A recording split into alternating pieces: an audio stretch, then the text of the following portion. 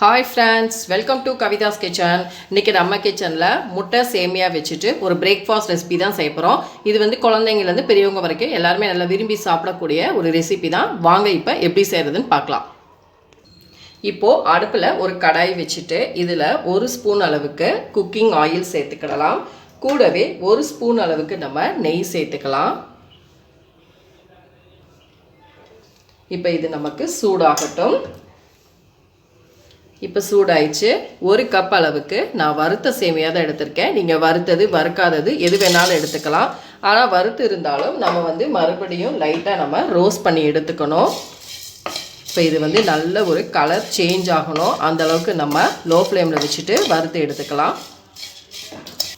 இப்போ நமக்கு சேமியா நல்லா வறுபட்டுருச்சு. இந்த அளவுக்கு நமக்கு நல்லா ரோஸ்ட் ஆயிடுச்சு. இப்போ அதை நம்ம ஒரு பிளேட்டுக்கு மாற்றிக்கலாம். இப்போ அதே கடாயில் 1 ஸ்பூன் ஆயில் ஊற்றிருக்கேன். இப்போ அதில் நம்ம 3 முட்டை நான் எடுத்திருக்கேன். 1 கப் சேமியாவுக்கு 3 முட்டை கரெக்டாக இருக்கும். இப்போ இதில் ஊற்றிட்டு இது கூடவே நம்ம உப்பு சேர்த்துக்கலாம். இந்த முட்டைக்கு தேவையான அளவு உப்பு மற்றும் பெப்பர் பவுடர் நம்ம சேர்த்துக்கிடலாம். சேர்த்துட்டு எல்லாத்தையும் நல்லா நம்ம அப்படியே வதக்கிக்கலாம். இப்போ நமக்கு முட்டை பொரியல் வந்து ரெடியாக இருக்குது. இப்போ இதை நம்ம வேறு பிளேட்டுக்கு மாற்றிக்கலாம். கடாயில் வந்து 1 ஸ்பூன் ஆயில் சேர்த்துக்கலாம். சேர்த்துட்டு இது கூட ஒரு பிரிஞ்சி இலை, ஒரு பட்டை, ஒரு 4 கிராம்பு, ஒரு அன்னாசி பூ சேர்த்துட்டு இதை நல்லா பொரிய விட்டுக்கலாம். ஸோ இது நல்லா பொரியட்டும். இது கூடவே ஒரு மீடியம் சைஸ் பெரிய வெங்காயத்தை இந்த மாதிரி நல்லா நறுக்கி வச்சுருக்கேன். அதை இதில் சேர்த்துட்டு நல்லா வதக்கிக்கலாம்.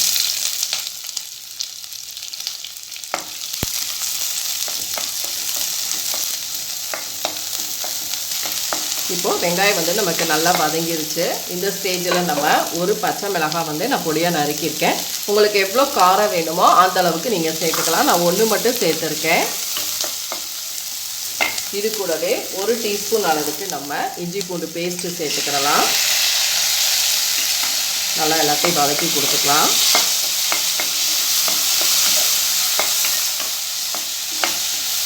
ஒரு மீடியம் சைஸ் தக்காளி பழத்தை இந்த மாதிரி கட் பண்ணி வச்சுருக்கேன். அதையும் சேர்த்துக்கலாம்.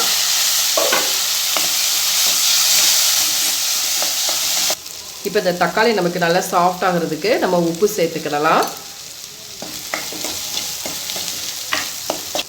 இப்போ இதில் நம்ம மசாலா பொடியெல்லாம் ஆட் பண்ணிக்கலாம். ஒரு 1/4 டீஸ்பூன் அளவுக்கு மஞ்சள் தூள் சேர்த்துக்கோங்க. அதுக்கப்புறமா ஒரு 1/2 டீஸ்பூன் அளவுக்கு நம்ம வந்து மிளகாத்தூள் சேர்த்துக்கலாம். ஏற்கனவே ஒரு பச்சை மிளகாய் சேர்த்துருக்கோம். அதனால் 1/2 டீஸ்பூன் நான் எடுத்திருக்கேன். கூடவே ஒரு 1 டீஸ்பூன் அளவுக்கு மல்லிப்பொடி சேர்த்துக்கலாம். அப்புறம் ஒரு 1/2 டீஸ்பூன் அளவுக்கு நம்ம கரம் மசாலா சேர்த்துக்கலாம். இப்போ எல்லாத்தையும் மறுபடிக்கும் நம்ம வதக்கி கொடுத்துக்கலாம். நான் இன்றைக்கி 1 கப் சேமியா எடுத்திருந்தேன். 1 கப் சேமியாவுக்கு 2 கப் தண்ணி வந்து கரெக்டாக இருக்கும். இப்போ நம்ம தண்ணியை சேர்த்துடலாம். இப்போ இந்த தண்ணி நமக்கு நல்லா கொதித்து வந்ததுக்கப்புறம் நம்ம வறுத்து வச்சுருந்த பாருங்கள் சேமியா, அதை உள்ளே சேர்த்துக்கலாம். இப்போ இந்த தண்ணி கொதிக்கட்டும். கொதித்ததுக்கப்புறம் பார்க்கலாம். இப்போ நமக்கு தண்ணி கொதிச்சிருச்சு. நம்ம வறுத்து வச்சுருந்த சேமியா உள்ளே சேர்த்துக்கலாம். சேர்த்துட்டு மூடி போட்டு நம்ம லோ ஃப்ளேமில் வச்சுட்டு நல்லா குக் பண்ணிக்கலாம். இந்த சேமியா நமக்கு நல்லா வெந்து வரணும். இப்போ நமக்கு சேமியா நல்லா வெந்துருச்சு பாருங்கள். தண்ணியெல்லாம் நல்லா வற்றிட்டு இந்த மாதிரி நல்லா பொல பொலன்னு வந்துருச்சு. இப்போ இந்த ஸ்டேஜில் நம்ம பொரிச்சு வச்சுருந்த முட்டையை உள்ளே சேர்த்துடலாம். சேர்த்துட்டு மறுபடியும் இது எல்லாத்தையும் நல்லா மிக்ஸ் பண்ணிக்கோங்க. நம்ம இப்படி மிக்ஸ் பண்ணும் பொழுதே அந்த முட்டையிலையும் அந்த மசாலா எல்லாமே ஆட் ஆயிரும். இந்த ஸ்டேஜில் நீங்கள் வந்து காரம் உங்களுக்கு பத்தலை அப்படின்னா நீங்கள் வந்து பெப்பர் பவுடர் கூட சேர்த்துக்கலாம். பெப்பர் பவுடர் சேர்த்துக்கலாம் லைட்டாக, நல்லாயிருக்கும் ஸ்பைஸியாக. இப்போ நான் ஸ்டவ்வை ஆஃப் பண்ணிவிட்டு இதுக்கு மேலே நம்ம பொடியாக நறுக்கி வச்சுருந்த கொத்தமல்லி இலையை சேர்த்துக்கலாம். அவ்வளோதான் ஃப்ரெண்ட்ஸ், அருமையான ஒரு முட்டை சேமியா பிரியாணி நமக்கு சூப்பராக ரெடி ஆயிடுச்சு. ஃப்ரெண்ட்ஸ், அருமையான முட்டை சேமியா பிரியாணி சூப்பராக ரெடி பண்ணியாச்சு. கண்டிப்பாக நீங்கள் இந்த ரெசிபியை ட்ரை பண்ணி பாருங்கள். இதை வந்து ஒரு பிரேக்ஃபாஸ்ட் ரெசிபியாக கூட நீங்கள் ட்ரை பண்ணி பார்க்கலாம். இந்த வீடியோ பிடிச்சிருந்தா லைக் அண்ட் ஷேர் பண்ணிக்கோங்க. மறக்காமல் கவிதாஸ் கிச்சனுக்கு சப்ஸ்கிரைப் பண்ணிக்கோங்க. கூடவே இருக்கிற பெல் பட்டனை கிளிக் பண்ணுங்கள். அப்போ தான் நம்ம போகிற வீடியோஸ் எல்லாமே உங்கள் நோட்டிஃபிகேஷனுக்கு வரும்.